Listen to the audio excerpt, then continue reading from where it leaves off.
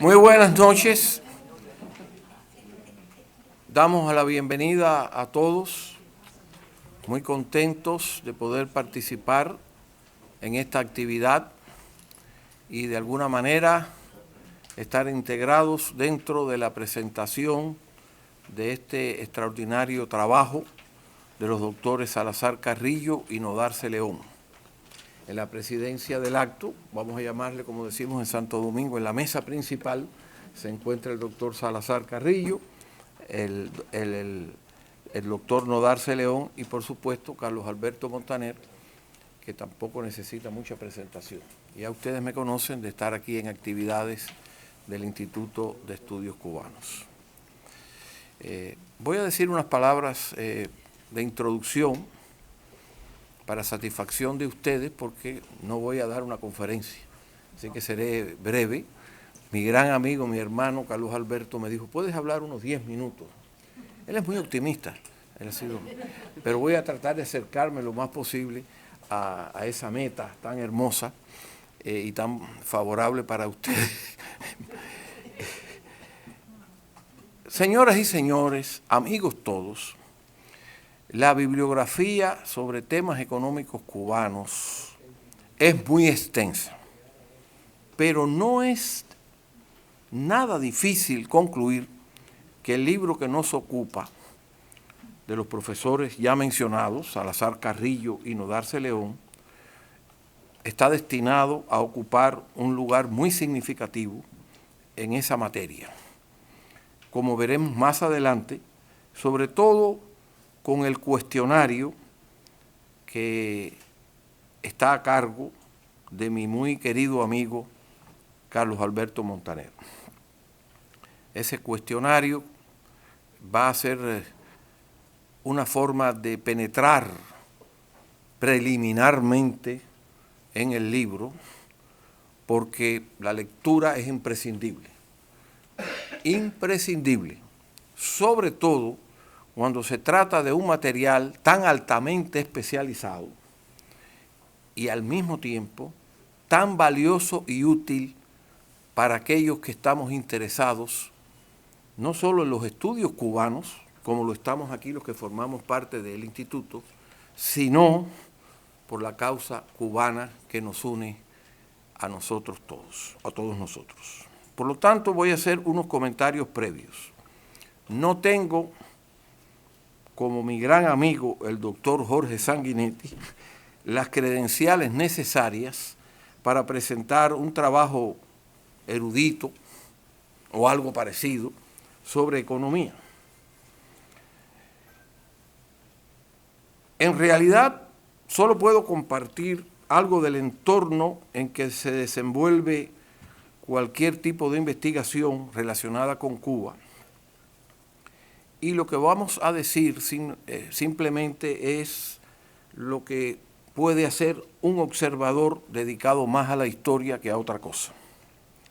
A través de los tiempos, pero sobre todo, según avanzaba el siglo XX, se iban publicando artículos, ensayos y libros que demostraban un interés apreciable de todo un sector intelectual y de nuestro ambiente económico, académico cubano por los estudios económicos. Aunque muchos preferían, en una vieja tradición cubana, el análisis de las condiciones políticas que se relacionaban estrechamente con la economía, a veces olvidando que los grandes logros económicos no se debían necesariamente a los gobiernos, sino en muy buena parte a la actividad de la empresa privada que tanto contribuyó al desarrollo de Cuba, como se prueba exhaustivamente en el libro que todos ustedes van a leer, porque yo quiero que todos ustedes lo lean.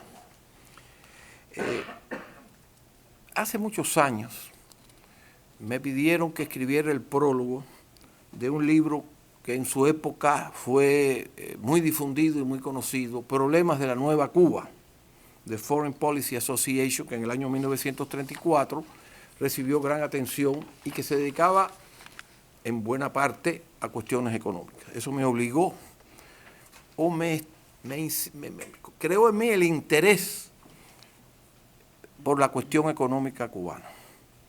Claro que ya hacía tiempo que había podido apreciar la labor de economistas y de historiadores de la economía. Y si la relación entre la historia política y social y el desarrollo de la economía es innegable, lo sucedido, lo acontecido antes de 1959 nunca debe ser subestimado, sino todo lo contrario. De ahí que este libro, en un ejercicio comparativo, logre poner en alto ese desarrollo económico, sin necesidad de exaltarlo más allá de lo que es necesario, de lo que es adecuado. La relación ya mencionada entre acontecimientos políticos que impactaron a Cuba y la economía del país debe también ser tenida en cuenta. Los acontecimientos relacionados con la conquista y colonización española, la condición estratégica de La Habana, visitada constantemente por las flotas del Imperio Español, y otros acontecimientos cambiarían el desarrollo del país en muchos aspectos, entre ellos el económico. En una ocasión yo escribí un artículo que no sé si agradó a mucha gente, hablando acerca de la contribución de la piratería, los bucaneros y los filibusteros al desarrollo inicial de cierto grado de libre empresa en la parte oriental del país. Pero son muchos acontecimientos que directa o indirectamente afectaron el desarrollo económico. Por ejemplo, aparte de cuestiones ya muy mencionadas como la ocupación británica de la isla de Cuba, que hizo un gran aporte al desarrollo de la economía, abrió un poco los caminos, y después la administración del rey Carlos III pues amplió esas libertades que antes no existían.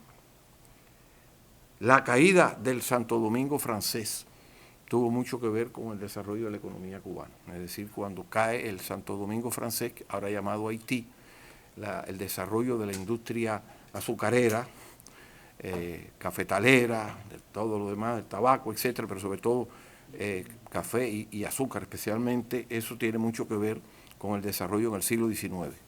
La colonia más rica del mundo era el Santo Domingo francés, y Cuba se convierte después en la colonia más rica del mundo.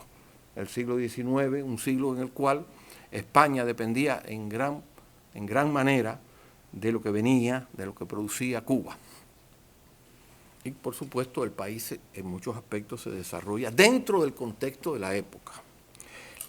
Antes de eso, la independencia de las 13 colonias inglesas de la América del Norte dejó una huella que duraría cerca de 2 siglos por las relaciones económicas entre Cuba y el que estaba en camino ya de ser el más grande mercado del mundo. Por lo menos el más grande en cuanto a recursos económicos, a compra de esos productos. No era el más grande en tamaño geográfico o en población, pero era el gran mercado que se va desarrollando desde el inicio de esta gran nación. Ya no los Estados Unidos, la nueva nación, no iba a depender como antes tanto de las colonias inglesas del Caribe para ciertos productos, sino de Cuba y otros lugares. Los estudios acerca del cultivo del café y el tabaco y sobre todo de la industria azucarera ocuparon gran espacio en el quehacer intelectual cubano. No es necesario limitarse a temas que, aunque desagradables, son imprescindibles, como la cuestión de la esclavitud, que se relaciona también con el tipo de economía de aquella época, no solo en Cuba, sino en otras regiones. No solo es necesario acudir a los textos tradicionales, a las menciones de Francisco de Arango y Parreño, Claudio Martínez de Pinillo, el intendente Ramírez, inclusive a la historia de José Antonio Saco, la historia de la esclavitud, sino que esos esfuerzos, esos logros, con esos problemas también, forman parte de un ambiente que se va creando, mucho más cercano tal vez para nosotros, la intervención norteamericana en 1898, cuando el país estaba en un estado lamentable debido a la guerra. La economía del país estaba, que inclusive unos años antes se había desarrollado bastante de nuevo después de la Guerra de los 10 años, pero la Guerra de Independencia tiene mucho que ver con cierto problema económico que era lógico, era natural, te iba a producir. La intervención norteamericana contribuyó al desarrollo económico, el hecho de que vinieron las inversiones norteamericanas. Se puede discutir todo eso con matices de la parte positiva, la parte negativa, eso tiene mucho que ver. Yo me recuerdo cuando yo era muchacho, porque yo también fui muchacho, quiero que sepan eso, una cosa que no quiero olvidarme de eso, ¿no? Que yo empezaba a leer una serie de trabajos sobre economía, y debo confesar que los que más leía, no sé, porque llegaban a mi casa, no sé por qué llegaban, eran los artículos de Prensa Libre y de Tiempo en Cuba, y leía ahí a Cepero Bonilla, y no entendía lo que decía Cepero Bonilla, pero lo leía, y Oscar Pino Santos, tampoco lo entendía en aquella edad, pero lo leía, y después conocí de otros escritores comunistas, pero déjenme de que tenían, algunos de ellos eran economistas, aunque nosotros no estemos en esa cuestión de marxismo, pero indudablemente ellos produjeron un grupo de economistas. Pero después vienen los que voy conociendo personalmente y me van impresionando. Los conozco en el exilio: Felipe Paso, José Álvarez Díaz, mis amigos Pepe Yan, Antonio Jorge, Justico Carrillo, el tío de nuestro querido amigo, ese gran conspirador y notable economista, a quien tanto quisimos, y otros más, entre ellos el doctor Sanguinetti, que nos honra con su presencia.